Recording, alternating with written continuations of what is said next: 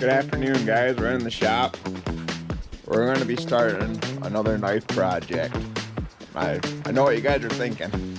Ryan, do not start another knife project. It was horrible watching you suffer through the last one. I'm still going to try to do one anyways. So what we got is, this is my rough draft on paper. And what I'd like to do is show people how to get their hands wet the way I started and tried to get into the craft.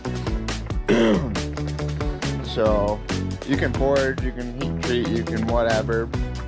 You gotta have a lot of tools, a lot of practice, a lot of whatever, and sometimes it forces people away from trying something new. If you're ever wondering, man, I would like to try to make a knife, but get scared away from all the fancy ways of doing it and stuff, I want to show you with this video a way to get your hands wet, get out there and create something and still make a pretty efficient knife. I've played with heat treat and I've played with all kinds of stuff, but this is a way to make a decent knife, get your, like I said, get into the craft of it. And let's show you this process during this video. So let's get started.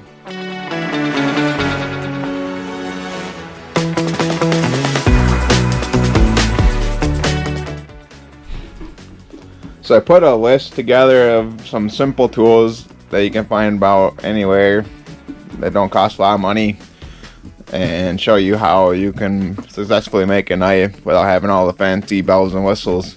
I'll probably end up cheating on some steps, but I'll show you how you can get by with, you know, the basics, and just see if it's something you're interested in before you invest a lot of money into tools that are no good for you if you don't like doing it.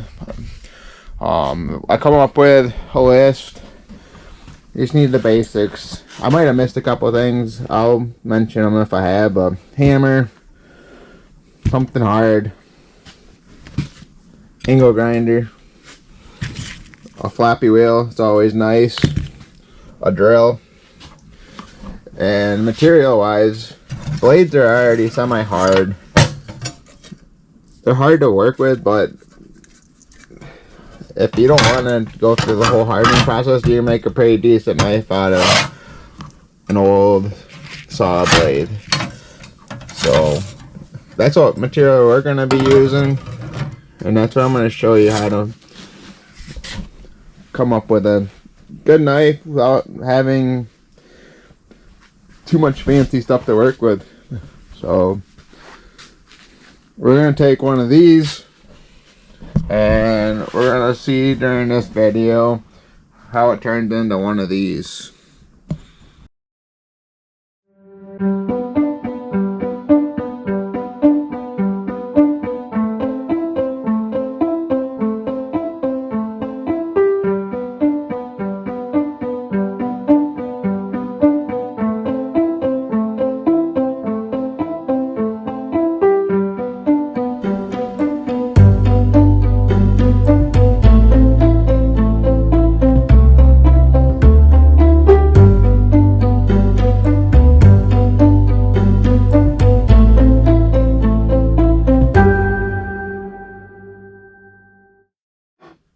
Hey guys, we're back at it. They don't look very similar, but you're gonna see through this process how we're gonna make this hot piece of saw blade into this right here. It is going to be a journey, and you guys better be ready to hold on tight. So that's probably all we're gonna get done today. I gotta get ready for the work week, but I think we got pretty far, and we got a lot of stuff in the mix that you guys are just gonna have to figure out as we go and be excited about it. So without further ado, I think I'm gonna call it a night. So as you saw yesterday, we got our basic piece of metal cut out.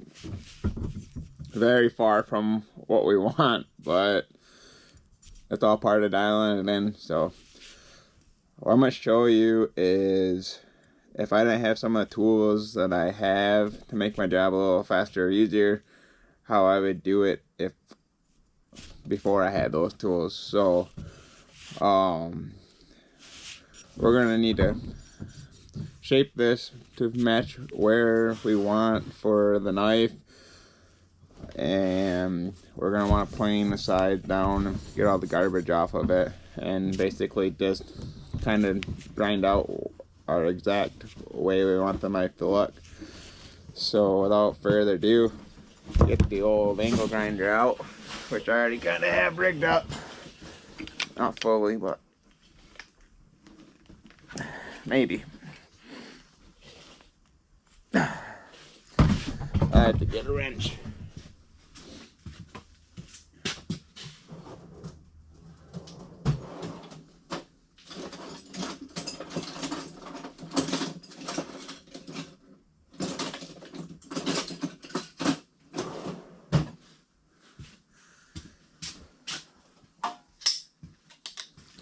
I guess channel locks are the first thing I found, so it'll work. Maybe. I don't know why I was on there so bad. So, like you saw yesterday, one of the tools, if I didn't have belt sander or anything like that, I would probably relate to a flapper wheel. It's a good, quick mechanism for sanding. You have to be careful. You can make a very wavy project really fast out of one if you're not careful. But if I didn't have a belt sander, this is where I would go to. So I'm going to show you what it's going to take to use this machine and do what I'm trying to tell you guys. So.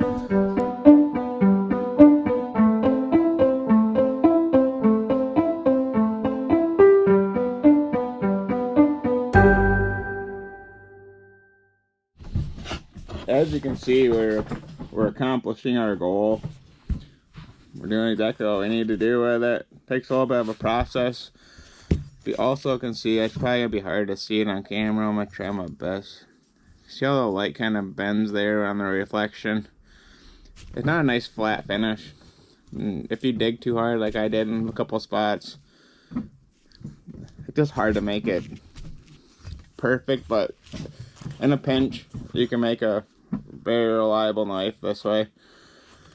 I'm gonna cheat and I'm gonna get on the belt sander and make this a quicker process for you. But like I said, I made many knives. Not always the best knives, but I made a lot just with angle grinder and, like I said, a hardened saw blade. So let's continue the process and let's get you guys informed on how to make a knife, and we'll get back at it.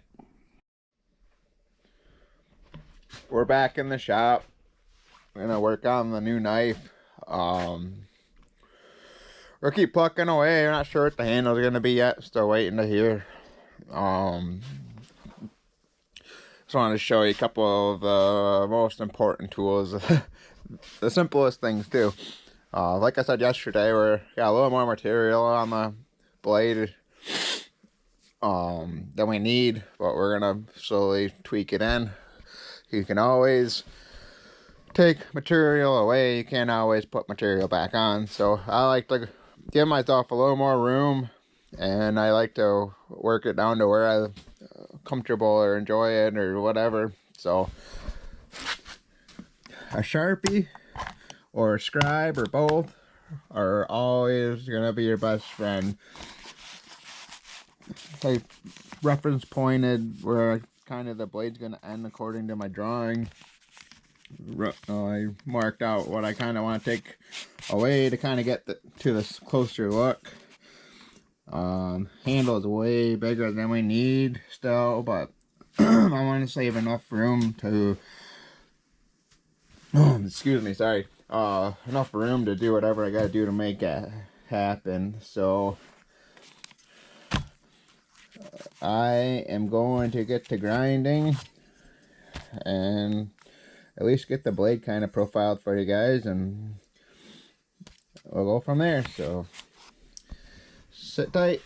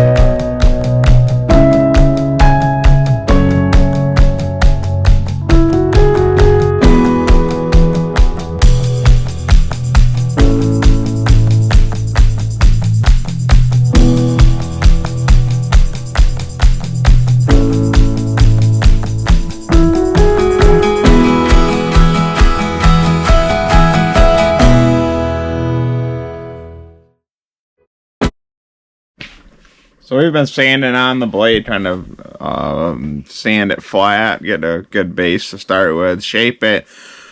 Made a lot of progress. It's not perfect, but I wanted to show you guys the difference between using the angle grinder and a belt sander. Like I said, you can get the job done with the angle grinder, but belt sander, I think you can see the difference, what I'm trying to say. So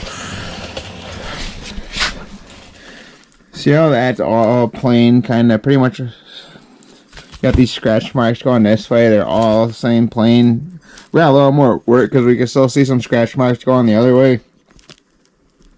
Oh, excuse me. And just like this, we got a little bit of a divot here. But for the most part, you can see a big difference from yesterday, where all these scratch marks are going straight. The light is very smooth on it. There's not a lot of divots left to it.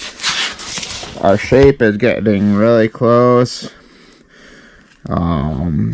Everything's working out really good. And then, like I said, I'm sure I could get it closer, cutting it out and whatnot. I'm just weird like that. I just want to make sure I have enough material in case something changes, in case something happens, in case whatever. So I probably take a little extra time by having to sand away more material than I need. But like I said, I just want to show you guys the difference and why I upgraded my tool. But you can definitely do it with an angle grinder if you'd like to. So I just thought I'd give you guys an update. I hope you guys stay tuned and watch a piece of saw blade turn from nothing into a functional knife that's pretty decent, and it'll definitely do a job.